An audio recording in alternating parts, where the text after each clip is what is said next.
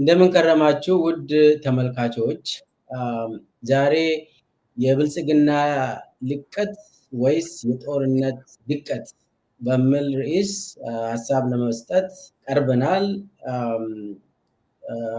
ሀሳብ በተለይ ደግሞ ለመስጠት ከኔ ጋር የቀረበው ፕሮፌሰር ሕዝቅኤል ገቢሳ ነው። ፕሮፌሰር ሕዝቅኤል እንኳን በሰላም ተመለስክ ወደ ሆርን ኮንቨርሴሽን። እንኳን በሰላም አመሰግናለሁ። ተመልካቾቻችን ለመከታተል እንዲመቻችሁ ዘንድ የውይይት ርዕሳችን ወደ 3 ቦታ ከፍለን ነው የምንወያየው። የመጀመሪያ ውይይታችን በቀጥታ ዳግማዊ ጦርነት በትግራይ በሚል ርዕስ ይሆናል። ያው ሰሞኑን በሰሜን ኢትዮጵያ አሁንም ዳግማዊ ጦርነት በትግራይ ተጀምሯል፣ አይተናል። በተለይ ደግሞ በአፋር በኩል ጦርነት እንደተጀመረ በህዋትም ምላሽ እንደተሰጠ የተለያዩ ደብዳቤዎችም እንደተጻፉ አይተናል። ስለዚህ እሱን እንዳስሳለን። ከየት እንደተጀመረ እንዴትስ እንደሚሄድ ሰፊ ውይይት እናደርጋለን። በመቀጠልም የሁለተኛ ክፍል ውስጥ የቀጠሉ የአማራ እና የኦሮሚያ ጦርነቶች ነው።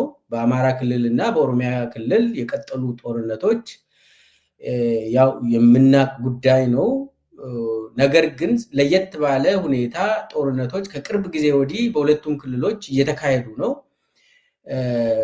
ትናንት ደግሞ አብይ አህመድ በአማራ ክልል ጎንደር ነበር፣ እዛም አንዳንድ ቀደዳዎችን ሲያካሄድ ነበርና እሱንም ለመዳሰስ እንሞክራለን። በሶስተኛ ክፍል 3 ውስጥ በተለይ ደግሞ የኤርትራ ጦርነትን በተመለከተ ነው የምናየው። በኤርትራ እንግዲህ አብይ ሌላ ጦርነት በኤርትራ ላይ ለማካሄድ በተለይ ለ2 ዓመታት ተከታታይ ፕሮፓጋንዳዎች ነበሩ። አሁን ደግሞ በቅርብ ጊዜ ደግሞ ፓርላማ ላይም በአደባባይ ኤርትራን በተመለከተ የጦርነት እቅዶችን ገልጿል አብይ። ከዛም ዛቻዎችን ያዘለ የተለያዩ ንግግሮችን አድርጓል። እሱ ጋር አያይዘን የአብይ ፍርሃትስ ምንድን ነው ብለን እንጠይቃለን። በዛው እናጠቃልላለን። እስከ መጨረሻ ድረስ ተከታተሉን ግብዣችን ነው። እንግዲህ ፕሮፌሰር ሕዝቅኤል ያው ቅድም እንደ መግቢያ ላይ እንደገለጽኩት የዳግማዊ ጦርነት በትግራይ ተጀምሯል። የሚያሳዝን ነው። ለ3 ዓመታት በተወሰነ ደረጃ ትግራይ ውስጥ እንደው የመሳሪያ ድምፅ የተኩስ ድምፅ ሳይሰማ አትሊስት በትግራይ ውስጥ ሲዝ ፋየር ነበር፣ ፕሪቶሪያ አግሪመንት ነበር። ከሞላ ጎደል የሆነ የመሳሪያ ድምፅ እንኳን ሳይኖር ቆይተዋል። ሌላውን እናያለን። አሁን ደግሞ ሰሞኑን ጦርነት ተጀምሯል።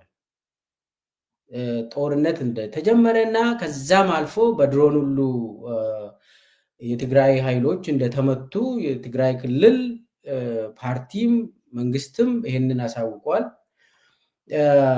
ደግሞ የቲያትሩ ክልል አፋር ነው። አሁን የመጀመሪያ ጥያቄ የሚሆነው ይሄ ጦርነት ለምንድን ነው የተጀመረው?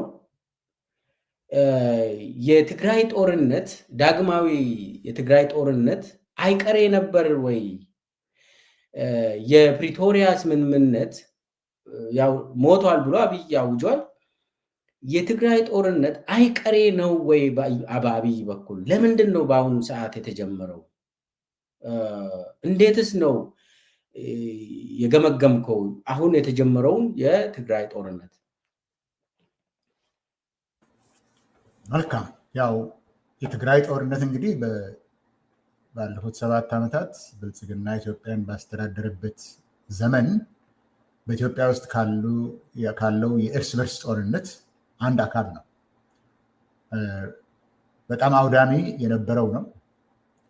የብዙ ሰው ንብረት ያለቀበት፣ የሰው ሕይወት የጠፋበት፣ የኢትዮጵያ ኢኮኖሚ የዳሸቀበት፣ ኢትዮጵያ ከዓለም አቀፍ ማህበረሰብ አባልነት የተገለለችበት ነው። ስለተሰማ ነው ይሄ ሁሉ በትግራይ ላይ ተደርገዋል። ነገር ግን ዋናው ነገር መታየት ያለበት የእርስ በርሱ ጦርነት አካል ነው።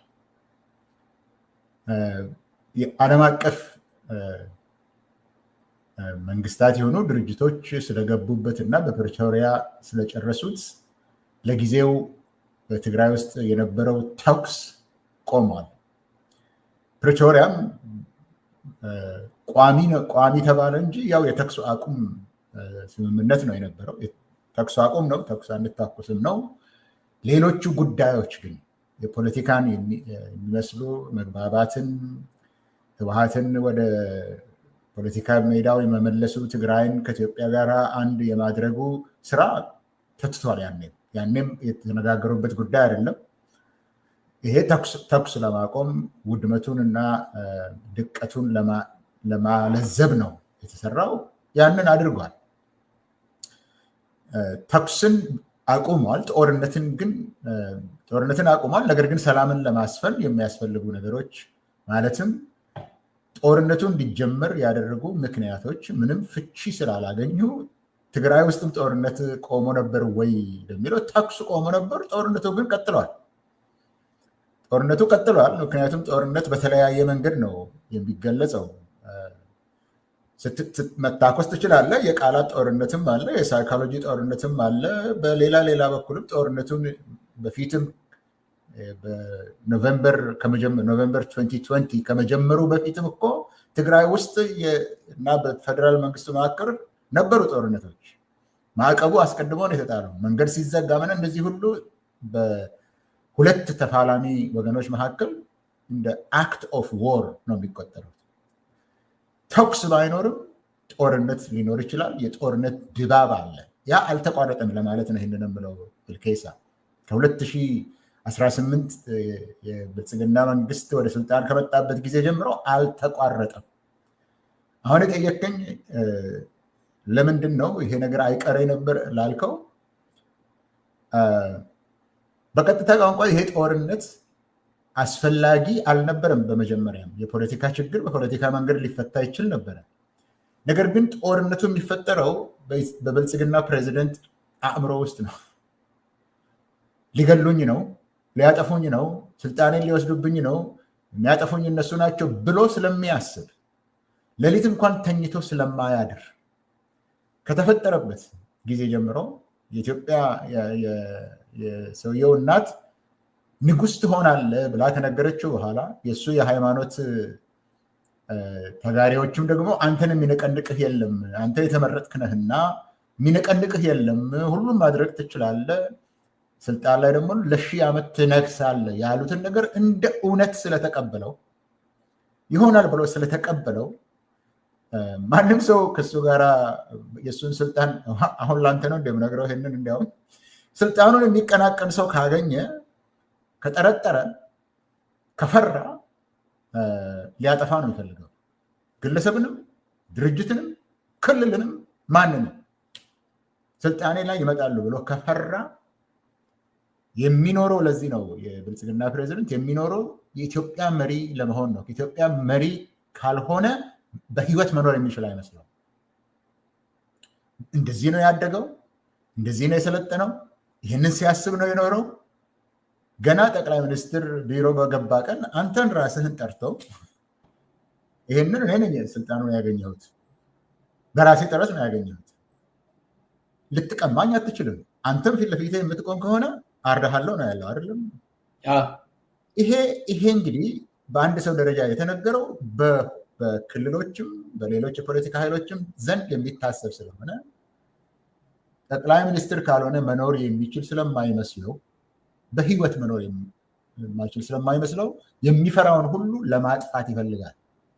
ስለዚህ የፈራውን ያሰጋውን ለስልጣኑ የሚያሰጋውን በሙሉ ለማጥፋት ይንቀሳቀሳል። ይህንን ስል ቅድም የእርስ በርስ ጦርነት ነው በኢትዮጵያ ውስጥ ያልኩት። ስለዚህ በኦሮሚያ የሚደረገው ጦርነት፣ በአማራ የሚደረገው ጦርነት፣ በትግራይ የሚደረገው ጦርነት፣ ወደ ኤርትራ ሄደን እንዋጋለን የሚለው ከሚባሉት ጋር ግንኙነት የላቸውም። እነዚህ ጦርነቶች በሙሉ የአንድ ሰው አእምሮ ውስጥ የሚፈጠሩ ስጋቶች ናቸው። እነሱ ናቸው በስራ ላይ የሚውሉት። እነሱ ናቸው ወደ መሬት የሚወርዱት። አይቀሬ ነው። እሱ ስልጣን ይዞ እስካለና የኢትዮጵያ ጠቅላይ ሚኒስትር ቢሮ ውስጥ እስካለ ድረስ ቢሮውን ሰርቶ ቤተመንግስቱን ሰርቶ አዲስ አበባ ከተማን በኮሪዶር አሳድሶ ለእኔ የሚመቸኝ ነው አርጌላችኋለሁ፣ ከአሁን ጀምሮ ንጉሥ ሆይ አንተ ለዘላለም ኑር የምትልበትን ጊዜ እየፈጠረ ለመሄድ የቆረጠ ሰው ስለሆነ ጦርነት አይቀሬ ነው የሚሆነው።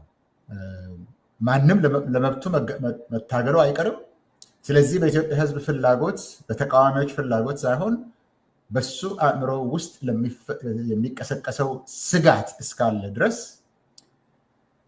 ለ20 ዓመትም አቆያለሁ ብለዋል አይደለም? ይሄንን ኢትዮጵያ ለ20 ዓመትም አቆያለሁ፣ ቀላል ነው፣ ችግር የለም ነው ያለው። ችግር የለም፣ በኢትዮጵያ ውስጥ ጦርነትን ለ20 ዓመት ማቆየት እንችላለን። ለጦርነት ኢኮኖሚ ያስፈልጋል። የኢትዮጵያን የጠቅላላውን በጀት ልማቱን አቁመን ይሄ የኦፕሬሽን ጉዳይን አቁመን 10 ቢሊዮን ብር እንኳን ዶላር እንኳን ተጠቅመን ጦርነቱን እንቀጥላለን ብሏል። ለ1000 ዓመት ስለማታሸንፉን እንቀጥላለን፣ እስከ 1000 ዓመትም እንዋጋለን ብሎ ስንት ጊዜ መላልሰው ነግሮናል። ስለዚህ ስጋቱ እስካለ ድረስ ይሄ ጦርነት ይቀጥላል የሚል አስተሳሰብ ነው ያለኝ። እዛው ላይ እንቆይና አሁን አብይ ትግራይ ውስጥ በቀጥታ መሻር አልቻለም እስካሁን ድረስ። በኢትዮጵያ ምድር እንግዲህ ያለው 2 ምንጭ ነው። እንግዲህ የሹመት ምንጭ 2 ቦታ ነው ያለ። አንዱ 4 ኪሎ ነው፣ ሌላው መቀሌ ነው። እስካሁን ድረስ ምን ማለት እንትኑን ካየነው 2 ክልል ነው ያለ ኢትዮጵያ ውስጥ። አሁን የመጨረሻው ክልል ትግራይ ነች። እሷን ካላንበረከከ መሪም አልሆነም። አብይ እስካሁንም መሪ ለመሆን ነው እየታገለ ያለው። አንተም ቅድም እንዳልከው የኢትዮጵያ ገዢ ለመሆን ነው እየታገለ ያለው። እስካሁን ግን አልሆነም። ሙሉ በሙሉ የራሱን ሰው ልክ ኦሮሚያ፣ አማራ፣ ሌላ ክልል ላይ እንደሚሾመው ትግራይ ላይ ከራሱ ኪስ አውጥቶ አልሾምም እስካሁን። ያንን እስካልፈጸመ ድረስ፣ ያንን እስካላገኘ ድረስ የሚቆም አይሆንም። መሪም ስላልሆነ ገና ለመሆን እየታገለ ያለ ሰው ነው። አሁን ጥያቄው እንግዲህ ትግራይ የመጨረሻ ክልል ሆናለች። አሁን የመጨረሻ ክልል ወይ አብይን ትቀበላለች፣ የአብይ ሹመትን ትቀበላለች፣ ወይ ደግሞ ያው ጦርነት አይቀርም ነው። ቀጥሎ ያለው ጥያቄ ትግራይ ባለፉት 3 ዓመታት በፌደራል ውክልና የላትም። በህገ መንግስታዊ መሰረት ውክልና የላትም። የፌዴሬሽን ምክር ቤት አይደለችም። የፓርላማ አባል አይደለችም። ፎርማሊ ከፌደራል መንግስት ጋር ፎርማሊ በህገ መንግስቱ መሰረት ትግራይ ክልል ከፌደራል መንግስቱ ጋር የሚያገናኘው ህግ ከተበጠሰ 3 ዓመት ቆይቷል። ይሄ ምንድን ነው? ባይ ዲፎልት አብይ አህመድ ትግራይ ክልልን አባሯል፣ ከፌዴሬሽኑ አባሯል ፕራክቲካሊ። ከዚህ አንጻር አብይ ወይ ትግራይን ያንበረከክና የመጨረሻውን ስልጣኑን ካሳየ ይገዛል፣ ወይ ደግሞ የትግራይ ህዝብ ያው ተባረናል እንገንጠል ብለው እንደዛ አይነት እንዲሄዱ ግፊቶችም አለ። በአንተ አመለካከት አብይ በዚህ በጦርነት በጦርነት አሁንም ዳግማዊ ጦርነት በማንሳት ትግራይ ላይ ሹመት ለመስጠት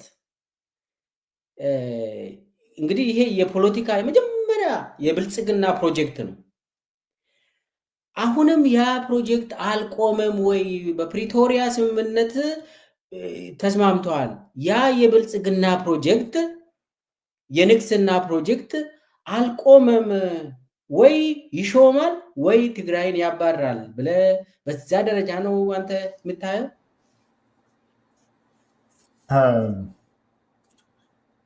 ትግራይ ቢኖርም ባይኖርም ዋናው እሱ የሚጠብቀው ስልጣኑን ነው። 4 ኪሎ ላይ ያለውን ስልጣኑን ነው። ስልጣን ብሎ ሲያስብ ደግሞ ቅቡልነት አለው ወይስ የለውም የሚለው ጉዳይ አይደለም። እሱ አእምሮ ውስጥ የሚመላለሰው እሱ አይደለም። 4 ኪሎ ቢሮውን ያኔ ሲሰራ ያየሁት ይመስለኛል ከ6 ዓመት በፊት። ቢሮው ታድሶ በሁለት ግንብ ነው ታጥሮ ያለው። ቢሮ ውስጥ ያለው ሳይሆን ግንቡ የተጻፈ 2 ግንብ ነው። ሊትራሊ 2 ግንብ ነው የተሰራው። ለምንድን ነው አንድ ጠቅላይ ሚኒስትር 2 ግንብ? የመጀመሪያው መቀመጫዬን አለች ዝንጀሮ ነው የሚባለው አይደለም? 2 ግንብ የሚያስፈልገው ለምንድን ነው? ለምን አጥር አይበቃም? አፄ ኃይለሥላሴ እኮ አጥር ነበራቸው፣ ቤተመንግስት አጥር አለው ነበራቸው። ነገር ግን 2 ግንብ አልገነቡም።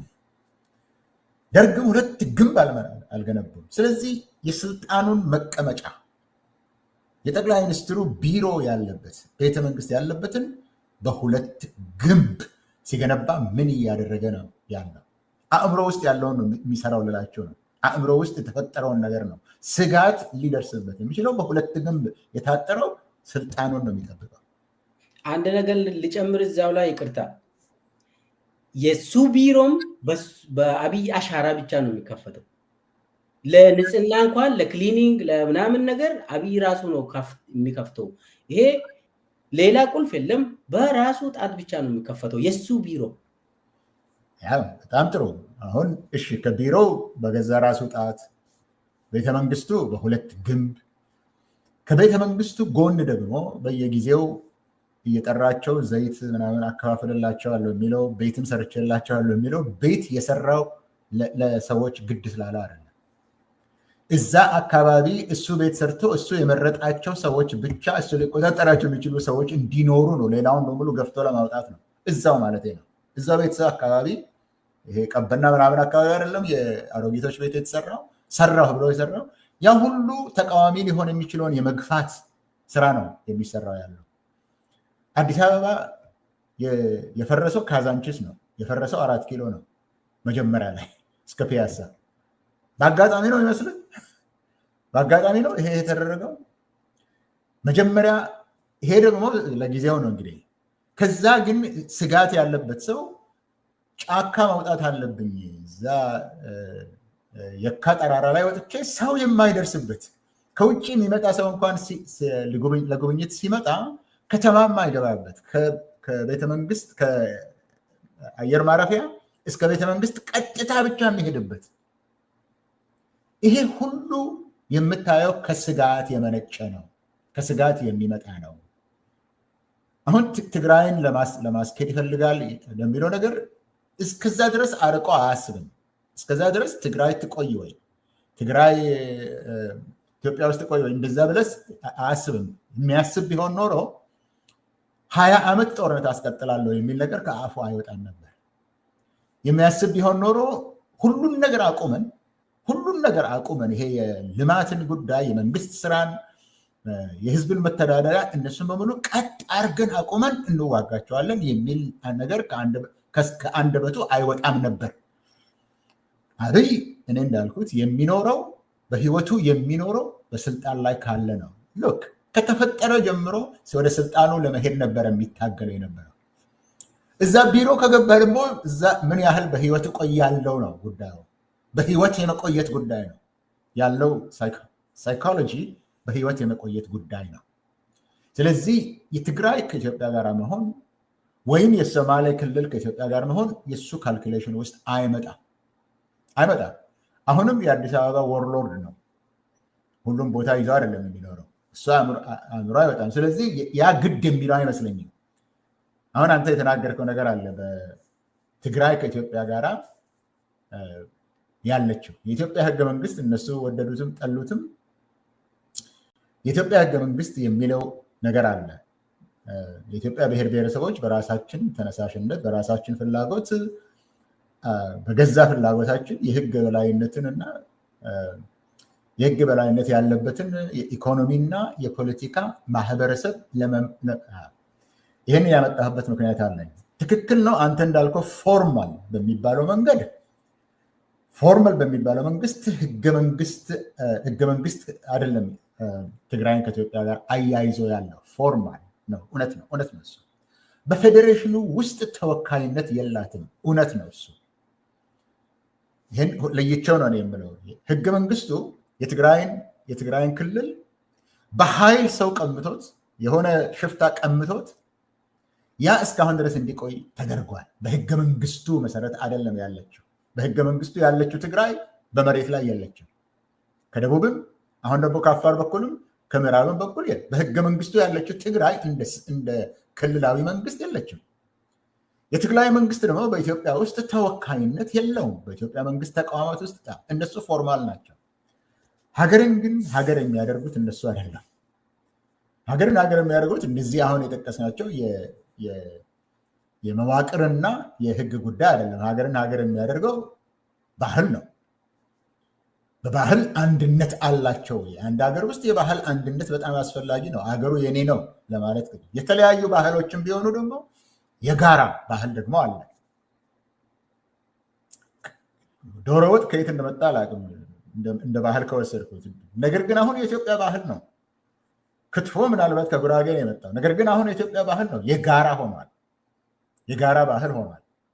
ሌሎችም ነገሮች ከተለያየ የኢትዮጵያ ብሔር ብሔረሰቦች የባህል ክልሎች የመጡት የጋራ እሴት ሆነዋል። እነዚህ ናቸው ህዝብን የሚያስተሳስሩት። የኢኮኖሚ ማህበረሰብ ነው ብለናል። ኢኮኖሚ ነው የሚያስተሳስረው። አሁን ትግራይ በኢኮኖሚ ከኢትዮጵያ ጋር ምናልባት በወርቅ ተሳስራለች።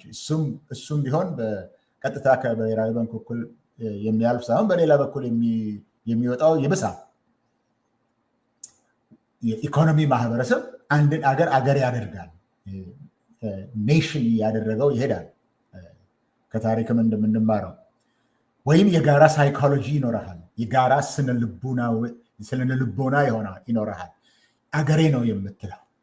እኔና አንተ ኢትዮጵያ ስትነካ ስሜቱ የሚሰማን በውስጣችን ያለ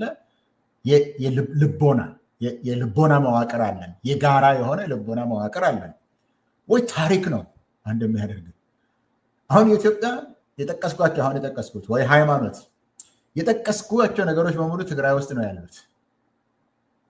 ስለዚህ ማንም የኢትዮጵያ መሪ እነዚህን ትቶ እነዚህን የባህሉን፣ የኢኮኖሚውን፣ የሌላ የሚያስተሳስረውን ታሪክ እና ስነልቦና እነዚህን ሁሉ ትቶ ከትግራይ ውጭ ኢትዮጵያን አኖራለሁ ብሎ ለማለት የሚቻል አይመስለኝም። ኢትዮጵያ ታሪኬ ነው የምትለው ከአክሱም ጀምሮ የነበረው በኋላም ደግሞ ከጣሊያን በኋላ በአድዋ ጦርነት ጊዜ የነበረው ያ ሁሉ ምልክቶች የኢትዮጵያ የታሪክ ሉዓላዊነት ምልክቶች በሙሉ ትግራይ ውስጥ ነው ያሉት። እነሱ እያሉ እነሱን ትተህ እንዴት አድርገህ አገር እንደምታደርገው አላቅም። እሱ ግን ስለዛ ግድ የለውም። እንደዚህ የሚያስብም አይመስለኝም። አሁን አንተ እንዳልከው ፎርማል የሆነው ህጋዊና መዋቅራዊ ነገሮች አሉ። ከዛ የበለጠ ደግሞ ሌሎች ህዝብን የሚያስተሳስሩ እሴቶች አሉ። የትግራይ ሰዎች ኢትዮጵያ ውስጥ እንደ አገር ያ ስነ ልቦናዊ መዋቅር ኖሯቸው በሰላም ይኖራሉ ብዬ ልነግርህ አልችልም። እዛ ውስጥ እየፈሩ ለንብረታቸው፣ ለልጆቻቸው፣ ለኑሯቸው፣ ለህይወታቸው እየፈሩ ነው ኢትዮጵያ ውስጥ የሚኖሩት። ስለዚህ ይሄ የሚነካ ነገር አልነበረም። ጦርነት አስፈላጊም አልነበረም። በሱ ግን አያስብም ብልጽግና ፕሬዚደንት፣ በዛ በኩል አያስብም። እኔ እንዲያውም የምለው ብልጽግና ውስጥ ያላችሁ ሰዎች እስከ መቼ ድረስ ነው በዚህ የምትታለሉት? በዚህ ምናብ የታለላችሁ እስከ መቼ ድረስ ነው ሀገርን የምታፈርሱት የሚል ጥያቄ ነው እንጂ በሱ አእምሮና በሱ ካልኩሌሽን ውስጥ የሚመጣ ነገር አይደለም። ብልቄሳ አመሰግናለሁ። እንግዲህ አብይ የብልጽግና ፕሮጀክት ይዞ ሲመጣ ኢትዮጵያን ሙሉ በሙሉ ተቆጣጥሬ ንጉስ ሆናለሁ ብሎ ነበር የጀመረው። ነገር ግን በመጨረሻ ላይ አብይ አንተ እንዳልከው የዛ አካባቢ 4 ኪሎ ከንቲባ ሆኖ ነው የቀረ። የአዲስ አበባ ወይ ፍንፍኔ ከንቲባም አይመስለኝም መረጃ እስካለኝ ድረስ የፍንፍኔ የአዲስ አበባ ዳርዳሩ ራሱ መቆጣጠር አይችልም። እና አብይ ከከንቲባም ያነሰ ሰው ሆኗል። ፕራክቲካሊ ሁሉንም የጦር አበጋዝ ነው። የጦር አበጋዝ ሆኖ ሁሉንም ጨብጣለሁ ብሎ ምንም ነገር መጨበጥ አልቻለም። አሁን ወደ ጦርነት ገብተዋል ትግራይ። አብይ በመጀመሪያ ደረጃ ፕሪቶሪያ ስምምነት በኋላ ምንድነው ያደረገ? ትንሽ ቆይቶ ነው ህወሓትን ከእንትን የሰረዙት በምርጫ ቦርዱ በኩል። እንግዲህ ስምምነቱ ዓለም አቀፋዊ ስምምነት ነው። የፖለቲካ ችግር አይፈታም አብይ እስካለ ድረስ። ምንድነው ያደረገ? ህወሓትን ከሰረዘ በኋላ አንድ ኃይልን ፈጠሩ። ይሄ ሀራ መሬት ኃይል የሚባለው ሰራዊትን ፈጠረ አብይ። አንዱ ስምረት የሚባል አዲስ አበባ ይቀመጣል። የስምረት ሰራዊት ደግሞ አፋር ውስጥ ስልጠና ያካሂዳል። አሁን ሰሞኑን ምርጫ ቦርዱ ስምረትን ለመመዝገብ ምናምን ብሎ ፌስቡክ ላይ ለጥፏል። ቅሬታ ያላችሁ ምናምን ብሎ እንግዲህ የአብይ ምርጫ ቦርድ ስለሆነ ምንም ውሸት እንደሆነ ይታወቃል። አንዱ በኢትዮጵያ ውስጥ በጦር የሚያምን አዲስ አበባ አይቀመጥም። የራሱ ሰራዊት ያለው ስምረት ለምርጫም ሊወዳደር ይመስላል። ምንድን ነው ይሄ? ኦኬ ይሄ ሀራ መሬት የማን ነው? የማን ሰራዊት ነው? እንደዛ ከሆነ ኤግዛክትሊ ምንድን ነው የተደረገ ያለው? አሁን የተባለ ሁለቱም የትግራይ ኃይሎች ናቸው ጦርነቱን የጀመሩት ነው የተባለው። ይሄ ትግራይ ፒስ ፎርስ የሚባለው የማን ነው? ባለቤቱ የማን ነው? ማን ነው ባለቤቱ? ከዛስ ከስምረት ጋር የሚገናኝ ከሆነ በምርጫ ቦርድ እንዴት ነው እውቅና አግኝቶ አዲስ አበባ ውስጥ መስሪያ ቤት ከፍቶ እንትንም ያደርገው? ይህንን ጥያቄ ያዝልኝና ብርሃኑ ጁላ ደግሞ ቲዲኤፎች ህገ መንግስትን ጣሱ ብሎ ተናገረ። ህገ መንግስትን ጣሷል። የትኛው ህገ መንግስት? ሁለት ቀጥሎ ደግሞ ልክ እንደ መጀመሪያው አካባቢ ከመቱን ቲዲኤፎች ህወሓት ከመታን ጦርነት እንሄዳለን ነው ያለ ንግግሩ ውስጥ ራሱ።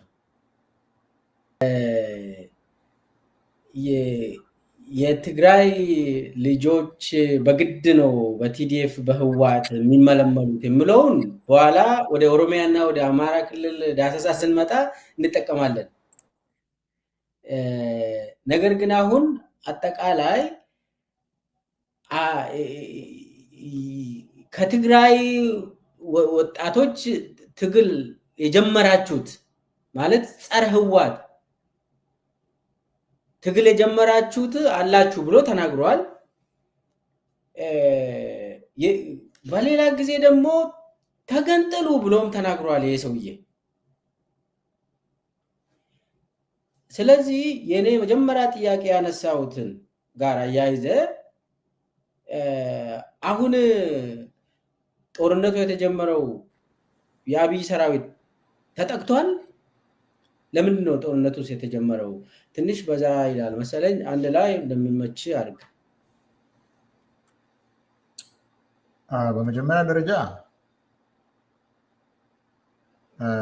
የኢትዮጵያ ፊልድ ማርሻል ናቸው የተባሉት እነዚህ። በነገራችን ላይ በጦርነት ላይ ብዙ ጊዜ የሚያጠፉ ሀገሮች አሉ። አሁን ከእስራኤል የበለጠ ወታደር የሚያስፈልጋት ሀገር የለችም። ብዙ ጦርነት ውስጥ የምታልፍ ብዙ ስጋት ውስጥ ያላት ተከባ ያለች ሀገር ነው አይደለም።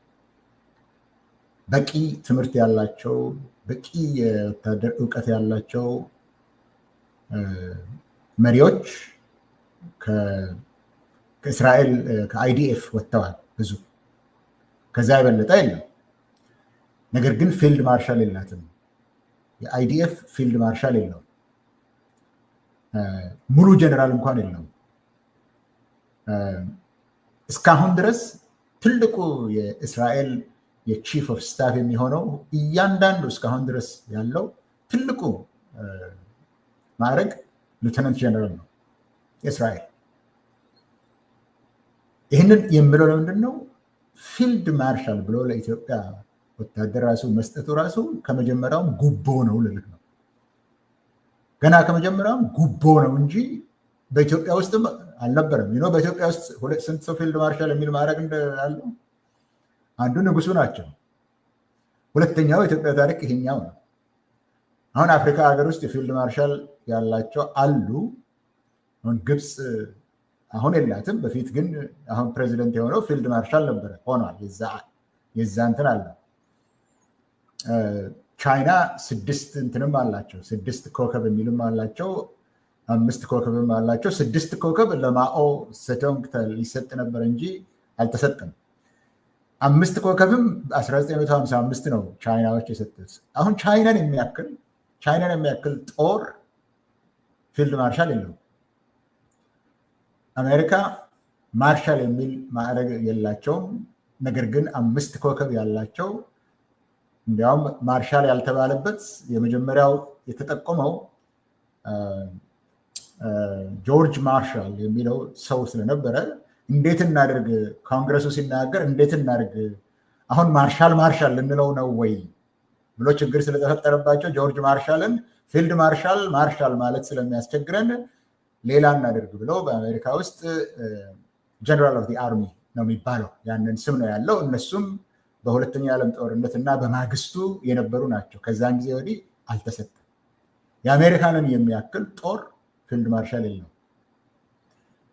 ይሄን ሁሉ የምለው ኢትዮጵያ ውስጥ ያለው ፊልድ ማርሻል የኢትዮጵያ ጦር ውስጥ እንኳን አልነበረም፣ አስፈላጊም ሆኖ አይደለም። ይህ ሁሉ የጀነራል ጋጋታ፣ የሉተናንት ጀነራል ጋጋታ፣ የሜጀር ጀነራል ጋጋታ በእኛው ሰው ጊዜ ነው የተፈጠረው። በብልጽግና ፕሬዚደንት ጊዜ የተፈጠረ ነው። ስለዚህ በጉቦ ስለተሰጠው ይሄንን በሚናገርበት ጊዜ ራሱም ያምነዋል ወይ የሚለውን ብለህ ማሰብ አትችልም። ይሄ ተቀጥሮ የሚሰራ ሌላውን ቅጥረኛ ነው አይደለም የሚለው እሱ ነው። ከሱ የበለጠ ቅጥረኛ የለም። ከሱ ለሆዱ የሚሰራ ከዚህ ሰው የበለጠ ቅጥረኛ የለም። አንድ ይሄ ነው። ሁለተኛ እኔ እስከተወሰነ ደረጃ ስለሱ አውቃለሁ። በኢህአዴግ ጊዜ የት እንዳለ አታውቅም። ይህንን ሰው ወታደሮችም የት እንዳሉ አታውቃቸው። አሁን እያንዳንዱን የእዝ አዛዥ አሁን 11 እዝ ነው እንደዚህ ደርሷል እና የእያንዳንዱን እዝ አዛዥ ታውቃለህ፣ ምክትሉን ታውቃለህ። ፖለቲካ ውስጥ ገብተው ሲዘባርቁ እና ሲንቦጫረቁ ታያቸዋለህ። መናገርም አልነበረበትም ነው። አሁን የሚናገረውን ነገር መናገርም እንኳን አልነበረበትም።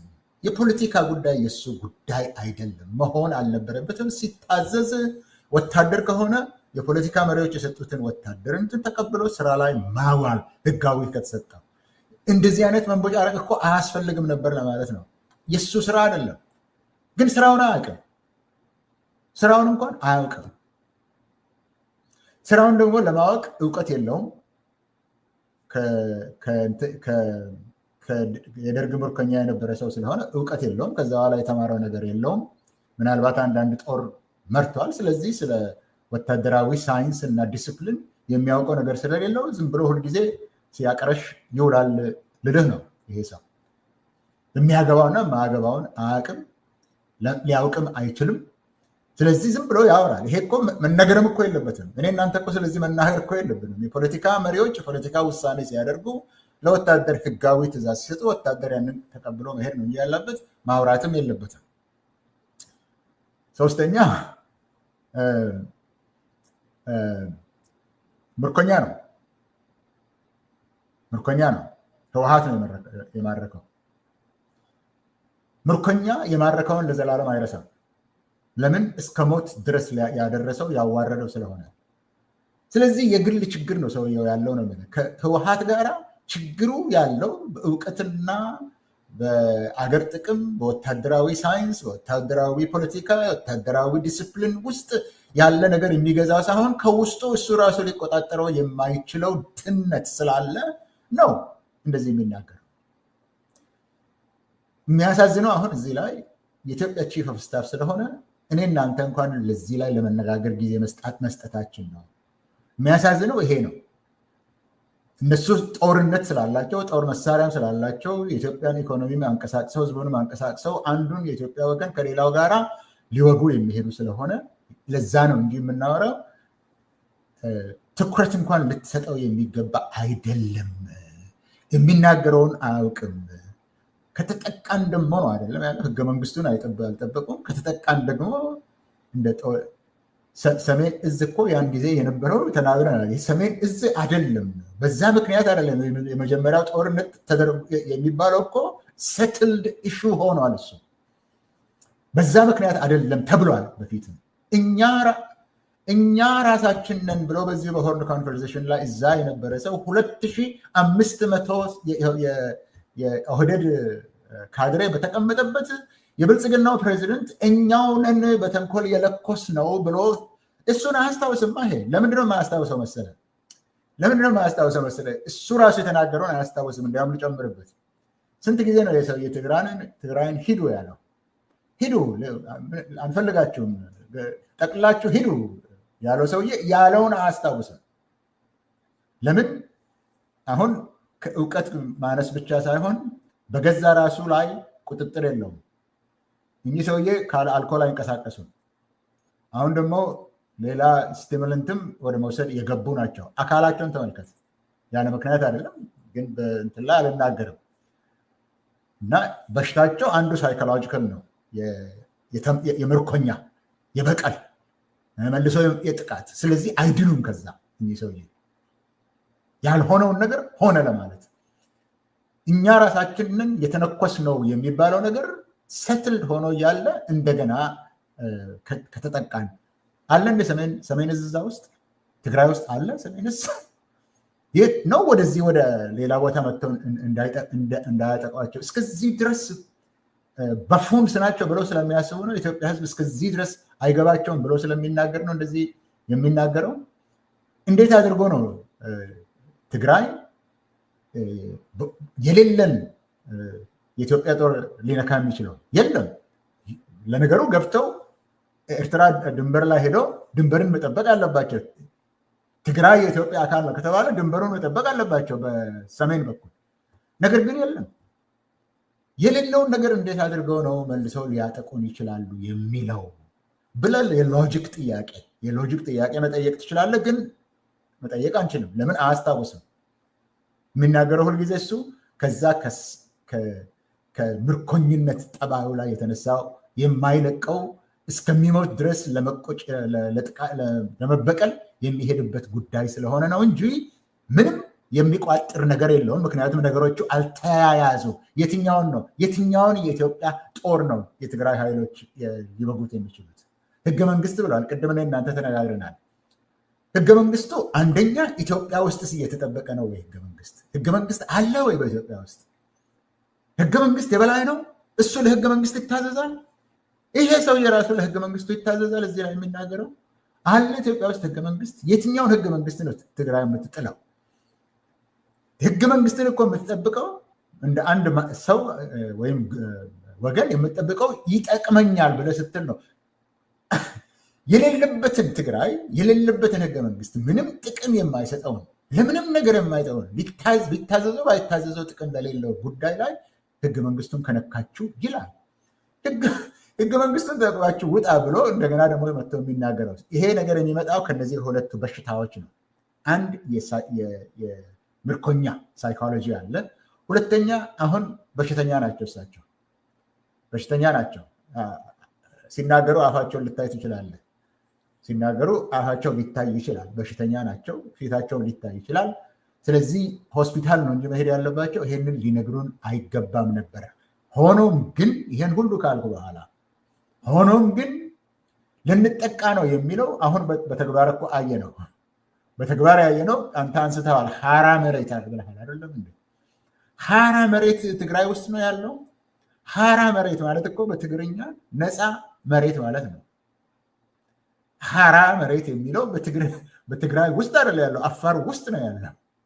ሀራ መሬት በሚለው ላይ ራሳቸው እያሰለጠኑ፣ ራሳቸው እያስታጠቁ፣ ራሳቸው እየቀለቡ፣ ራሳቸው ዩኒፎርም እየሰጡ አደራጅተው ሲያበቁ ተጠቃን ለማለት የለም፣ ትግራይ ውስጥ የለም ተጠቃን የምትልበት። ስለዚህ የሚጠቃ ነገር አውጥተው ጠልዝ እንደተባለ የኳስ ተጫዋች ኳሱን አመቻችተው አስቀምጠው ተጠለዝን ለማለት ነው። ለዛ ነው የሚያወራው። ነገሩ አያያዝም። ግን በሽተኛ ከሆነ ሰው የምትጠብቀው ነገር ይሄ ነው። አመሰግናለሁ። እንግዲህ ያው በአብይ ዘመን ህገ መንግስት የሚባል እንደሌለ አብይ በአፉም አንድ ጊዜ እንኳን ሰምቼ አላውቅም። ህገ መንግስት ብሎ ሲያወራ ንግግር ሲያደርግ ለፓርላማ ይሁን የከተማ ውስጥ ይሁን ኮሪደር ሲጎበኝ ይሁን ህገ መንግስት ብሎ አንድም ቀን አውርቶ የማያውቀው ግለሰብ ዛሬ ደግሞ ህገ መንግስት ማለት መጀመራቸው ልክ የመጀመሪያ የትግራይ ጦርነትን ሲጀምሩም ህገ መንግስት ተጣሰ፣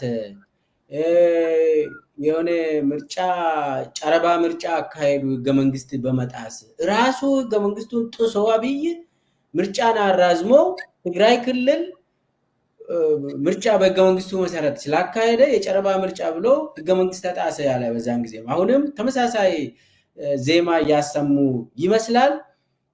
አጠቃላይ ግን አብይ በአንድ በኩል ያው አዲስ የትግራይ ፒስ ፎርስ የሚባለውን አቋቁመው ኦልሬዲ የእንትኑ ከጅምሩም ይታወቃል። ይሄ ጦርነት ዳግማዊ የትግራይ ጦርነት እንደሚመጣ ይታወቃል። ይሄ ለትግራይ ህዝብ ያሳዝናል፣ የሚያሳዝን ነው። ለኢትዮጵያ ህዝብ በጣም የሚያሳዝን ነው። በዚሁ ወደ ሁለተኛ ክፍል ብንሻገር